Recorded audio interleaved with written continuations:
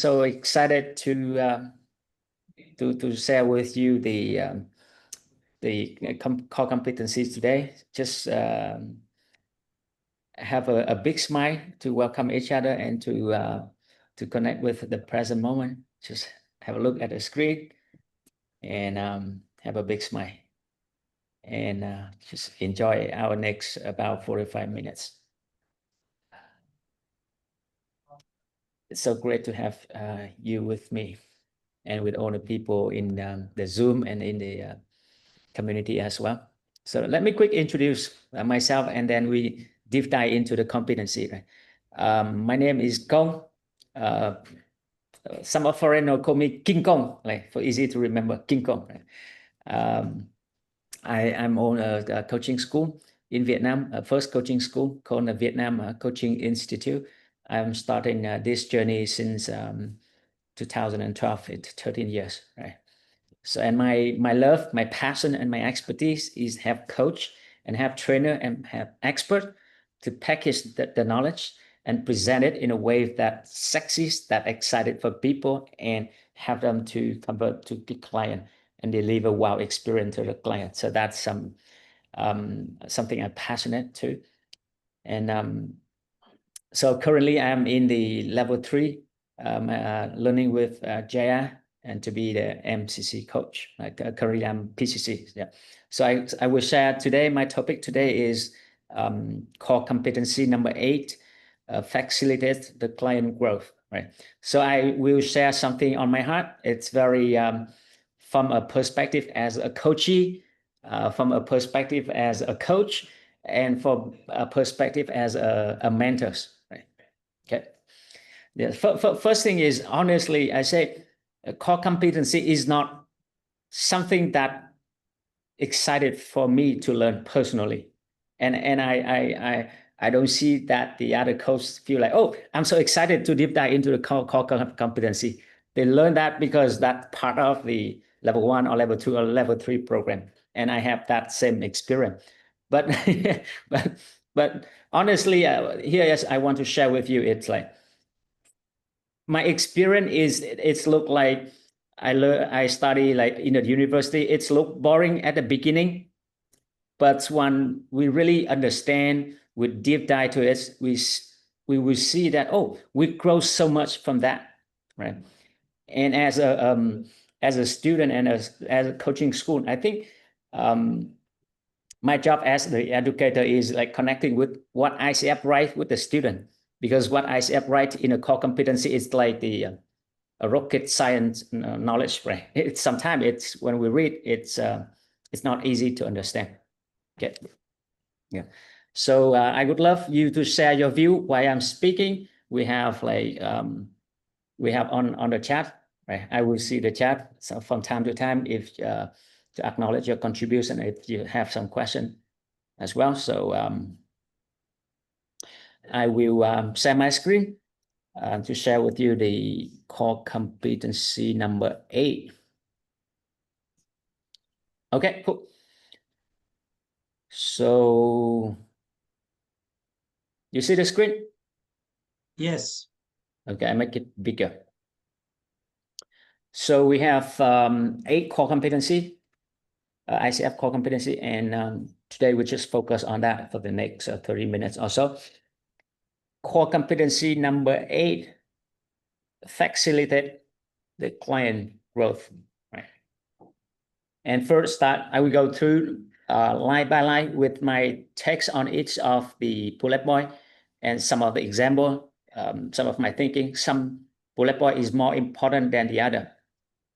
So can you just have a quick look on the definitions of the core competencies to see what it is for you, what it means for you? Right. The definition is partners with the client to transform the learning and insights into the actions, and promotes client autonomy in the coaching process. Okay. Before we deep dive to that, let's look at the definition. So here's my take on the definition. So the first thing is the keywords partner. First thing is the keyword partner. Okay. Some other keywords I just want to highlight, and I explain what I understand from that and how I take it to my personal application when I'm coaching or when I'm mentoring people. That's the first keyword, is partner. The second keyword is transform. And the third keyword is the autonomy. Okay. Yeah. So first thing, I'm just curious to hear from you how you define the coaching. What is coaching? If somebody, if we as a coach, level 1, level 2, or level 3, if somebody just asks us what is coaching, so how you can define coaching and how it connect with the core competency number 8 that we talk about.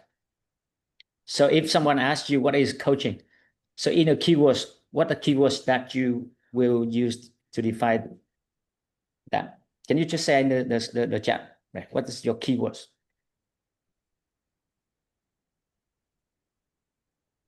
Thinking partner. Now, what coaching is all about? If I add on here, Kong, all the 3 words that you have marked, they are referring to coaching, right? Okay. It is partnership, and it would only work if the coach gives the autonomy, right? It's about the coachee. Yeah. He has the autonomy to take the decision, to take the action. And in between, there has to be a transformation, right? So I think coaching is all about the 3 words which we marked in the definition of facilitate clients' growth. Yeah. Okay. Thank you for that, Renu.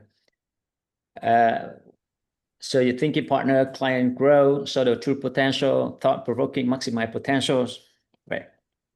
All right. So that's great. So here's some of my keywords that I copy some words from the author of the book Coaching for Performance, John Whitmore, right? So, and I think it's crucial for me and for some of people to understand that coaching, it's all about, first keyword is the awareness. And it's about helping our client to have the responsibility too.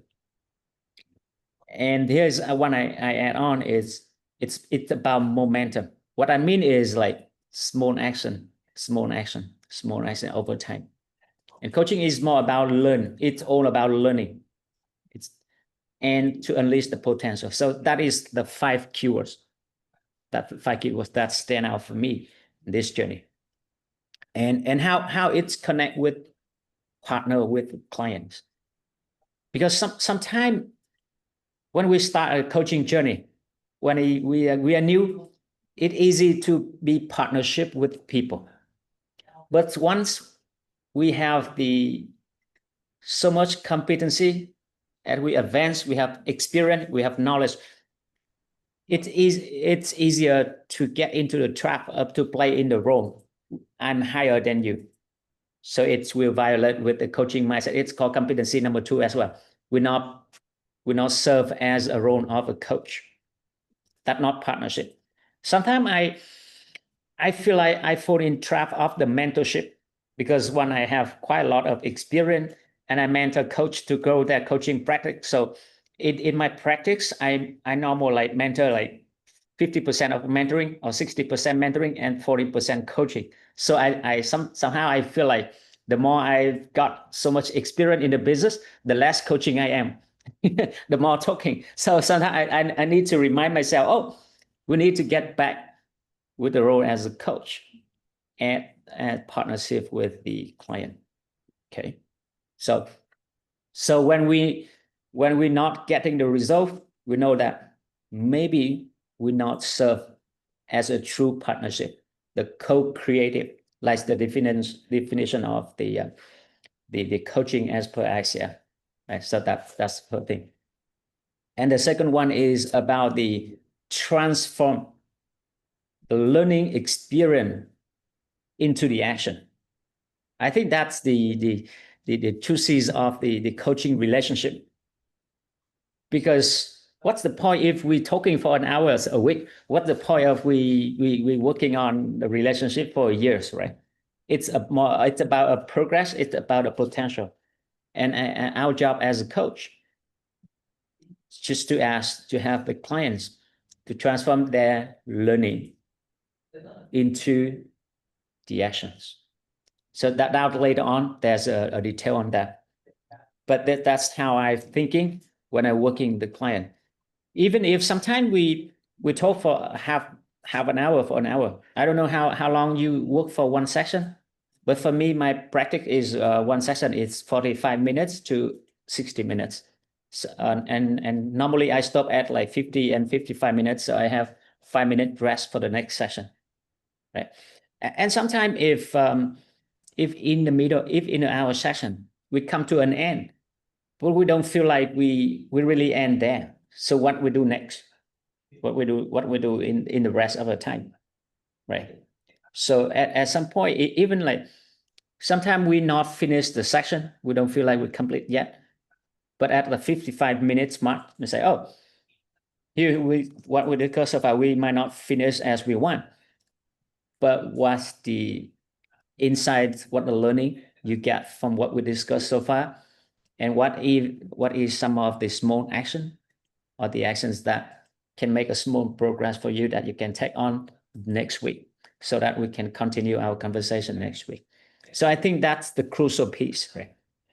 And as a coach, especially when we learn in the ICF program, level 1, level 2, if you're trying to get the credential, if we coach for the final recording for the performance evaluation, and that is crucial for the marker.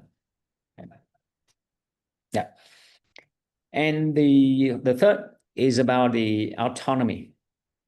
Autonomy, that was, so I explain, I use the words like to have the clients to really have a choice, right?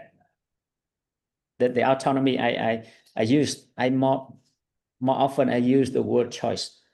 So as a coach, our job is not to limit the choice of the client, but we assist a client to make their discovery, to make their own choice, right? So that's the overall of that competencies for learning and growth, right?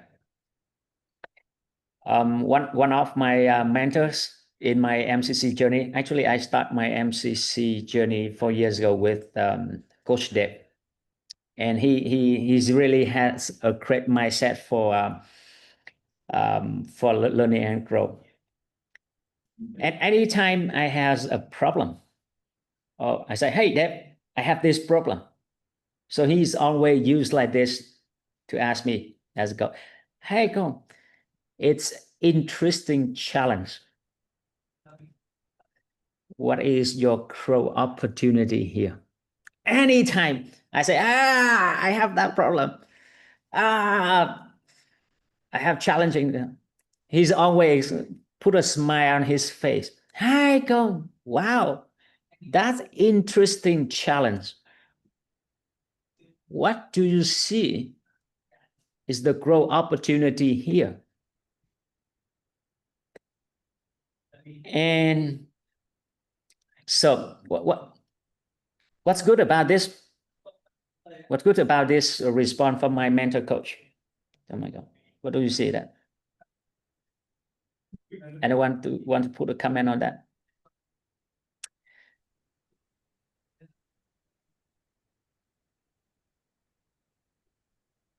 Renu, I see you unmute.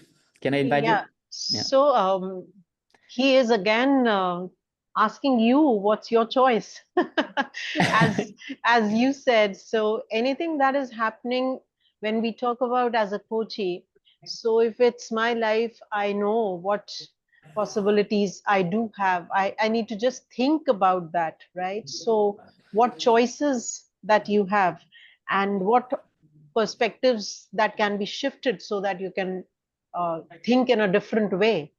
So this is what comes to me right now. Yeah, thanks, brother. This perspective shift, right? Okay. Yeah, okay. Actually, that's he used the technique, right? Actually, he used the technique. He's used the reframe technique.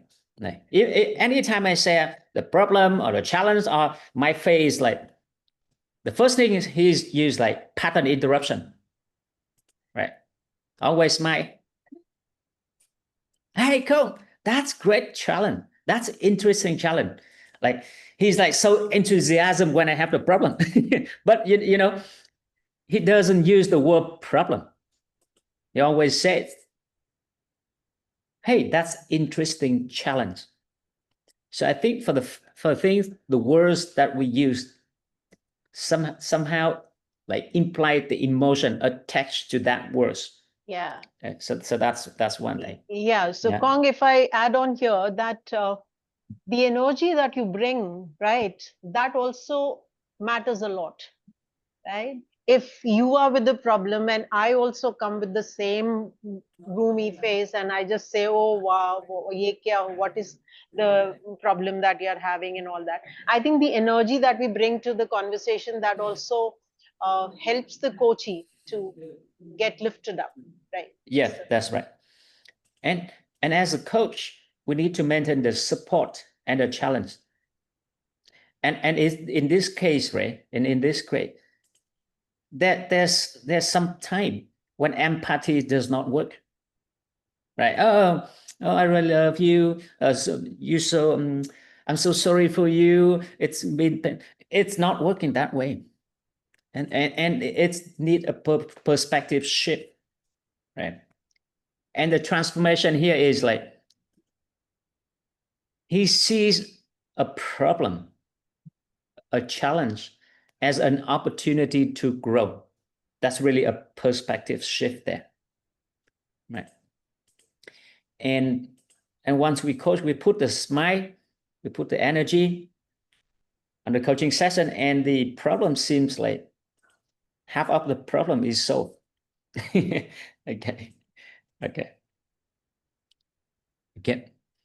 Thank you for sharing. I continue with the detail.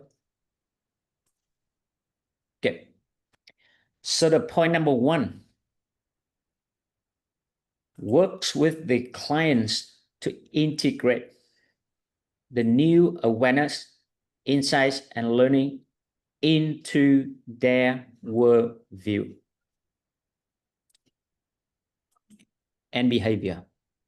Okay. So, I want to talk about that keywords. Worldviews.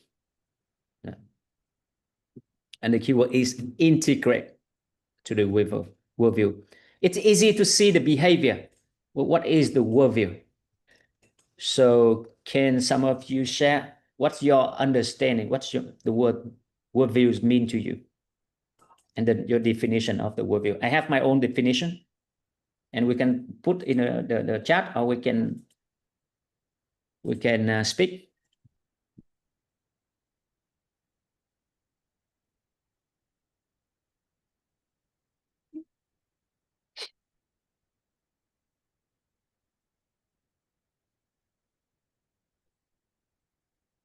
How you define worldview? Yes, your own filter, client system, context, detachment.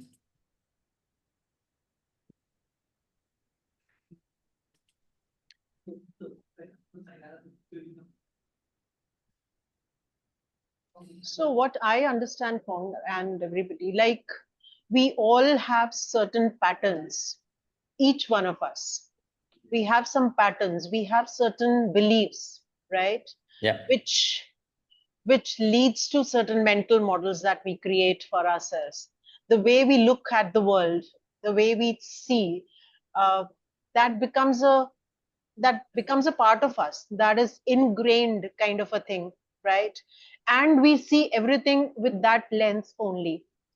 So during the conversation, if I have been able to see something new or make a shift in that perspective, so that integration with awareness, so that the change is there in the perspective, is that we talking about in the first pointer that you shared. Okay, thank you. So thanks for sharing, Renu. So you and everyone here have some, it's like the filters, it's the lens, it's the pattern. So, and so it's all right. We use the different words to explain that. And when I do work with clients, so the worldview, it's to me is consists of seven elements, right? And that's how, when I work with the client, I can see which element that needs to be changed, to be shifted, right? So the first thing is, like, we all know that we were shaped by our value, our belief. That's right. So the first thing it's all seven element, that is the belief system. But the first one will be the global belief, right? Global belief. So I just type in global belief. No. The global belief is like how people think about the world, think about life, think about the people, right? So as a coach, so how do we find out the other global belief? For example, when we ask people the question like, what is life about? What is life about? Okay. Then we will discover the way people see life. Life is all about a journey. Our life is about the achieving success, achieving the fully potential we can be, right? So that's, people will live, the global belief is somehow it's the context, right, that people live in. Yeah. Believe and the context that control their whole life. For example, belief about time, belief about the money, belief about the people, right? So that's how we need to discover global belief. Like for some of the client, they believe like to be happiness, I don't need to get married, right? Because when I'm alone by myself, I have freedom. I don't need to get married to be happy. So that will control the way they interact with people, with other men. You see? Right. Yeah. And the second element is the belief about ourselves, right? Which is the identity. So I'm in the level 3 with Jaya, and Jaya have assignment. Who are you? Right. May I invite you to to write in your journal? It's the same, right? It's who are you? And like Tony Robbins said, one of the strongest human needs is to be consistent with the way we define ourselves, which is the identity. For example, some of us define like, oh, I'm disciplined, I'm soft, I'm tough, I'm hard work. Right? So we will act like on the identity that we label to ourselves. So for me, what is one identity that if people ask me who I am, and normally I answer like, I am a lifelong learner because I am always learning, I'm traveling. This is crucial, this is important for me. For Ronu, maybe I'm a lover, I'm smile. I'm happiness, I'm laughter. Maybe kids are different, right? So we act on a different, based on our identity. Right? And we when we work with a client, sometimes they have very limiting identity. It's like, I'm not enough, I'm not loved, right? I'm not good at connecting with people. So that is how, when we assist them, we not just look at their behavior, but we look at how they define themselves to really shape. Oh, you're not shy. You're not shy. You just didn't learn how to speak, how to connect with people. So we just focus on we shift from the limiting identity to switch on the capability, which is the behavior that is easy to have the client to change, right? And the third one that I want to share is about the rules. Right? Each of us have a different rules. Right?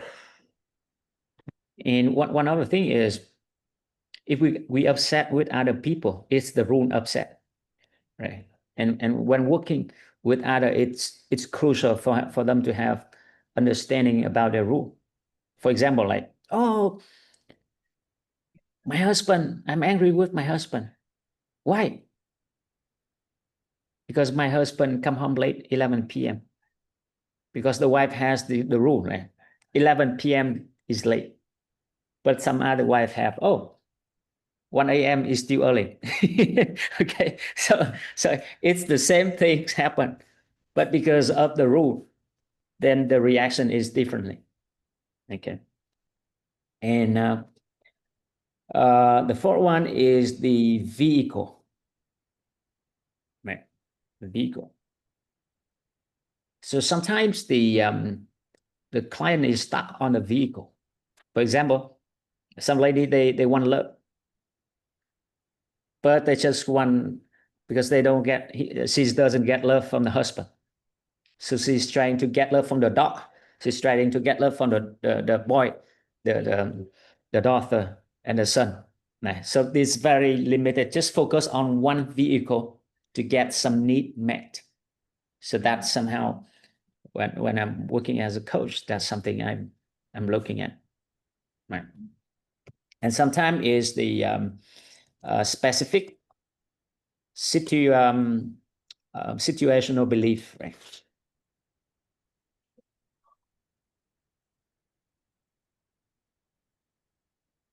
Right. So that is somehow when we need to look at this, right? For example, I never tell a lie. For example, I never tell a lie, except the white lie. That's good for you, right? It's some of the specific situation. Okay. Or I never hurt people. But if somebody hurt my child, I will do that. So that is situational specific belief. And the value is really having the client to seize what is most important to them. Because the way we make decision is based on the value. If someone don't know exactly what's value, they value most, value second, and they have the hard time, we have the hard time of making decision. For example, will I work for company A or work for company B? Right. For that client, we can use the value to elicit the value to really assist them with that. And on the 7, I don't talk more about that. It takes more time, but it's the meta program. Okay. It's how our mind is structured in a way to receive and process information and trigger by the information. So for me, that's the worldview. So to really have the client to really have a deep dive of understanding about themselves, how they make choice, what they believe, what the value, what the identity, what the rules they have for yourself, for themselves, right? And it's really like profound and really deep, right? Very deep. Okay. Anyone want to share something to add on of that? Or question about that? Okay, good. Thank you. The reason I take more time on that because it's the most important. Yeah, because what I see about the behavior, it's like the iceberg model. What we see is behavior is just 10%. But what makes the behavior is 90%. It's the unseen. That's the belief system, the value, the identity, the rule. So what I often say with people is what you don't see, control what you see. And through the journey working with a coach, that you discover a lot about that you haven't seen it before. Okay. Yeah. And one of the biggest shifts that we can assist the client is for them to shift their identity and develop and shift their limiting belief to empowering belief. So for me, as a role of a coach, and when I work with client, when I work with executive, that's how I have them. Right? The shift in identity, the shift in belief, right? And that's we more focused on. Okay, continue. Oh, who want to share? Kishore, you want to share?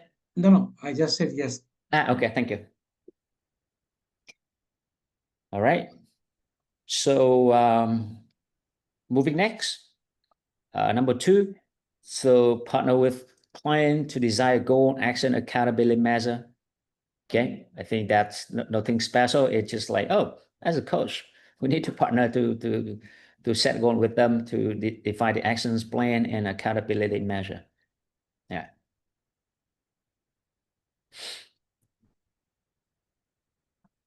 So for number 2 and number 3, so what do you see is the difference? At first, I found it's the same. What the distinction between the point number 2 and point number 3?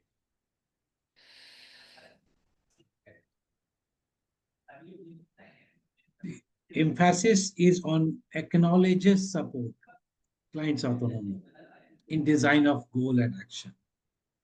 Partnering does not mean suggesting. Yeah. But what's the big difference? Autonomy. Yeah. And accountability. Yeah. So thank you, Kishore. Renu, you want to add on? Okay, thank you.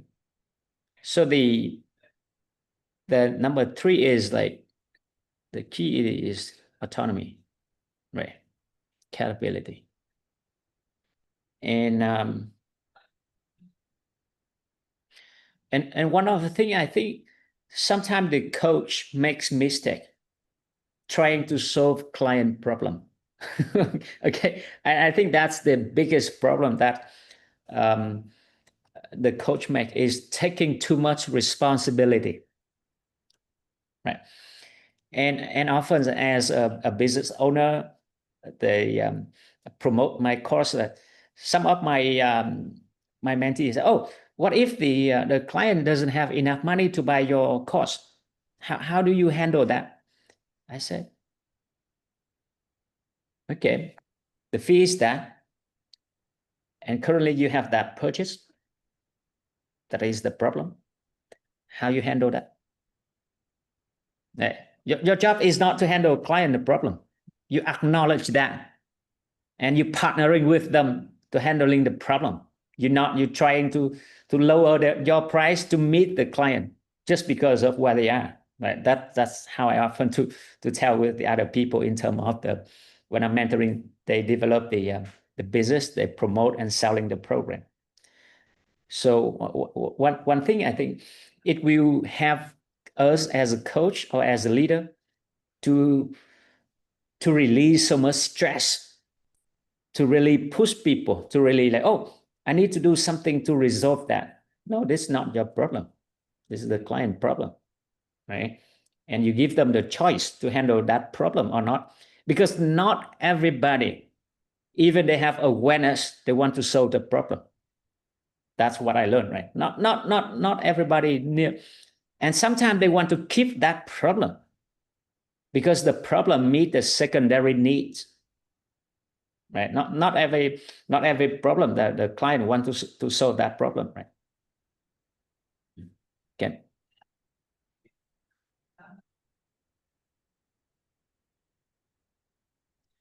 Okay.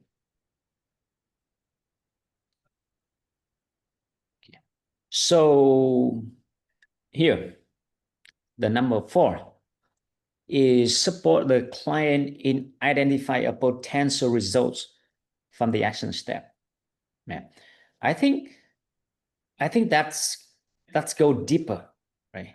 And sometimes as a coach, people just ask, oh, what action you take before our next session, and then coach stop there. It's just like what action you take, and if we take deeper, we say, oh, what's the possible result you got from that action, and how does that help?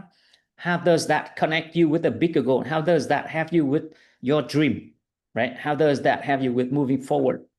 So I think it's go deeper. It's not end there.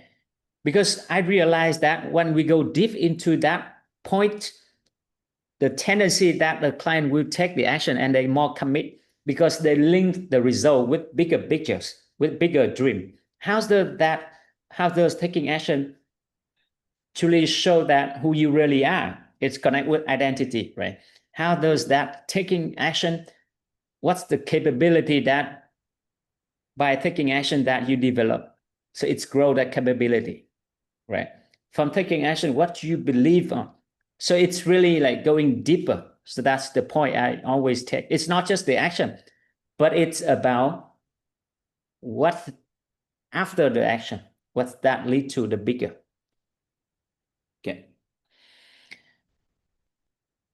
And point number 5 is invite a client to consider how to move forward. Okay. So before I think move forward, what that means is doing the action after the session, right? That's what I thought before, until I mentored by my mentor, right? And he always asked that, what the thought or the action you might want to consider from this week. So, and I realized, oh, it's not just an action. What the thought or idea or action you might want to develop further or to explore further this week. So I think that question is really profound, right? Because sometimes, like even we finish a session, it seems like there's no action, right?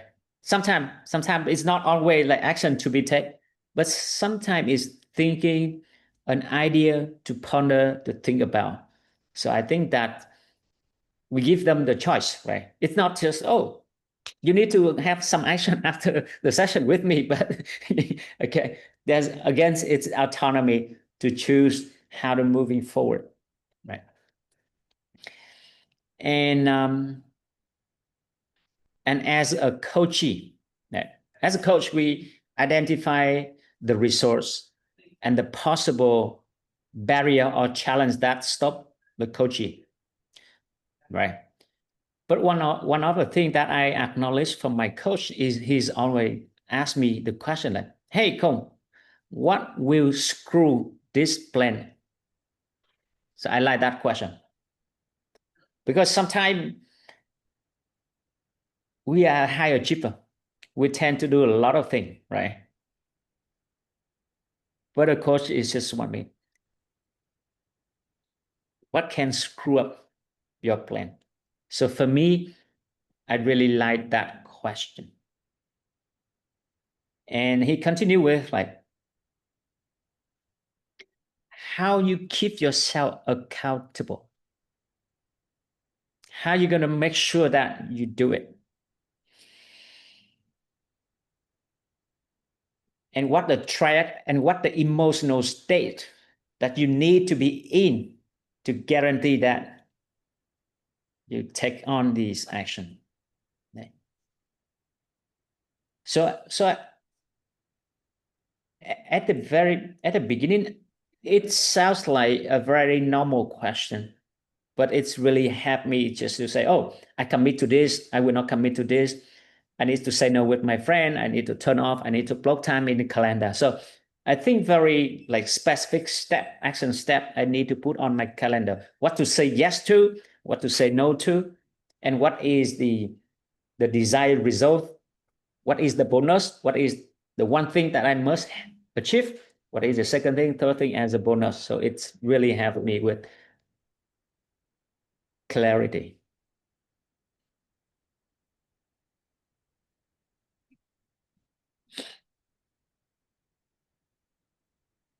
Okay.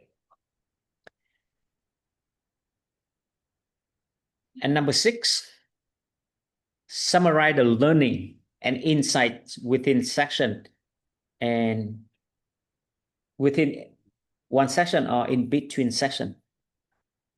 I often say that it is the reason that why the client pay you money. Right? That is, and as a coach, how we can assist the client to summarize the learning in the section and in between section. And I often tell my client to summarize their learning and send to me in a form. So I suggest you do the same because it's crucial. It's crucial, right? Because it's oh, I learning section 1, I learning section 2, I learning section 3 and apply and I got the result. That's why they justify for their reason to keep paying coach money. They keep learning, they keep growing.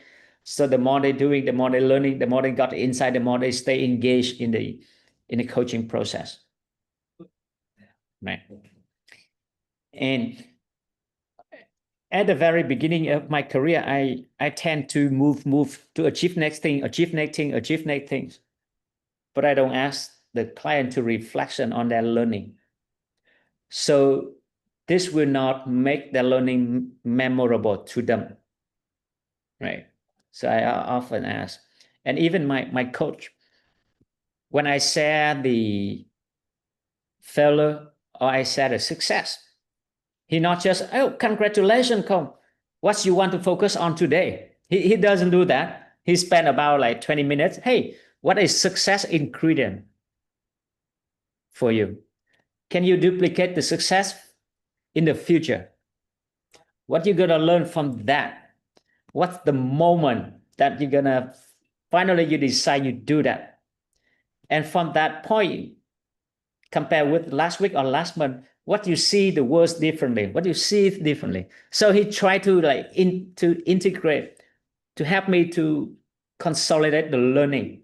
It's not just, hey, congratulations, we move to next thing. That's what I before I move to next thing. Even the success or the failure is a good place to get some learning, some insight from that.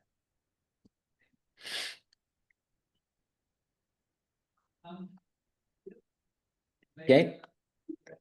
And I think number 7, nothing special. And the one last point, in sake of time, I talk about point number 8. Acknowledge the client progress and successes.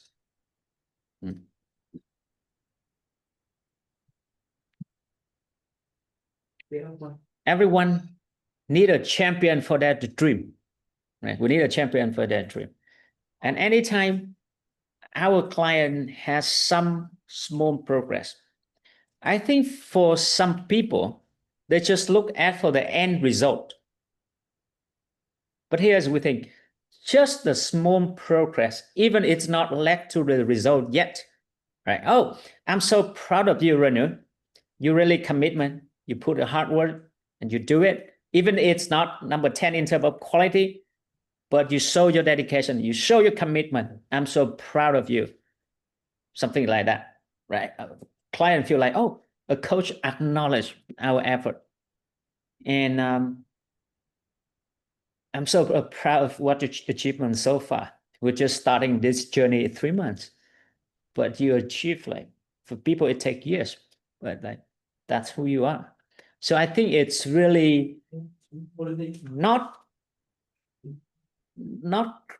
create some new learning, but create some kind of proud, like the client feel like, oh, the coach is really care for me.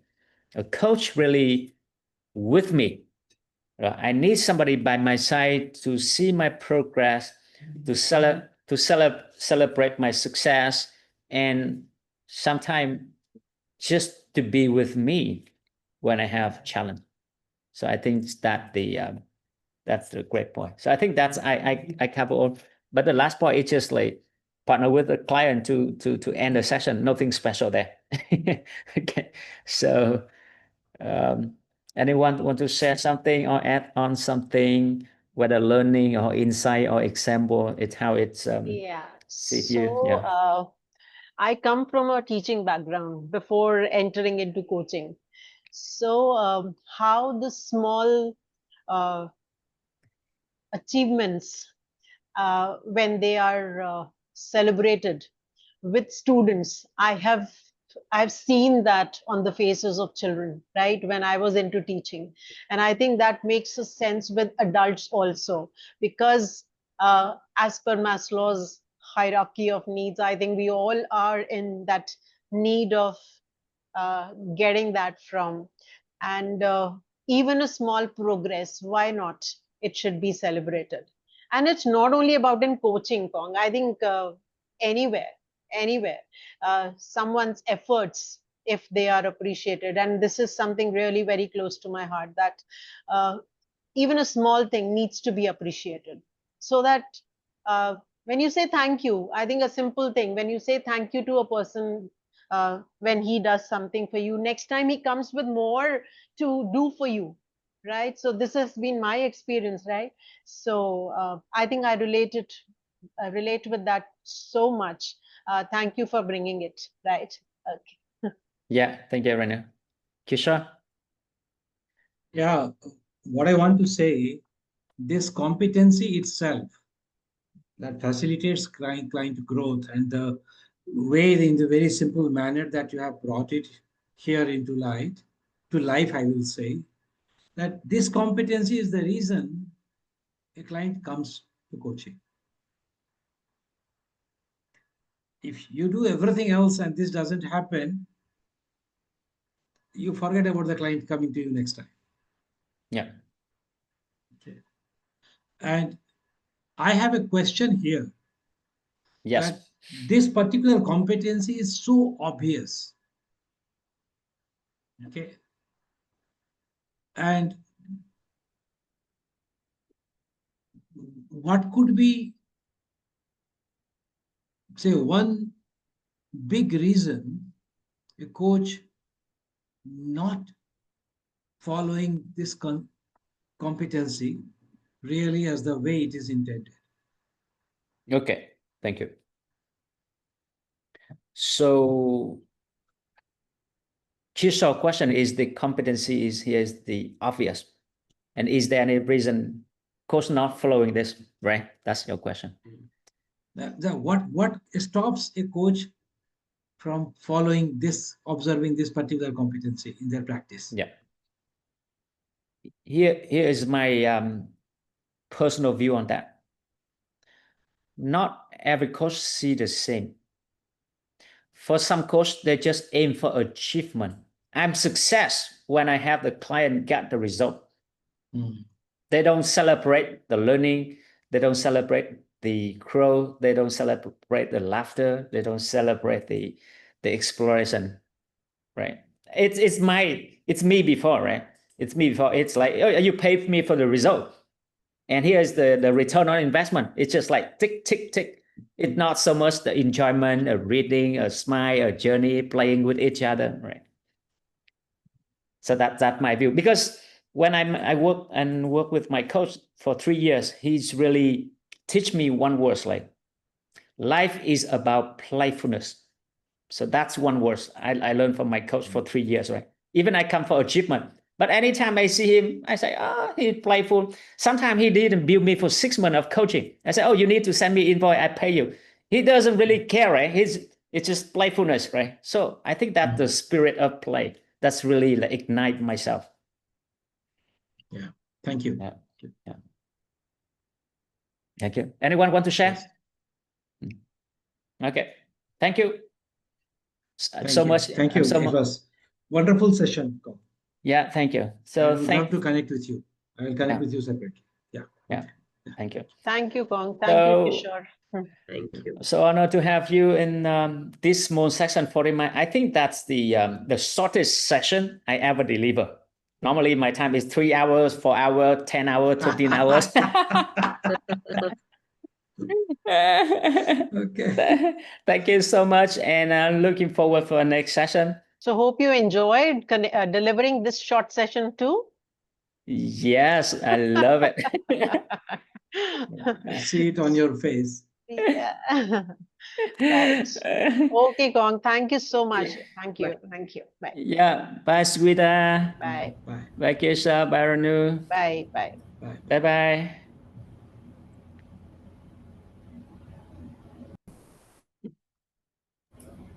Thank you, Kong. Thank you so much for joining the session. It's a great session, Evan. Yeah. Thank you, Anchor. Thank you. Bye. Bye-bye. Bye, Victor.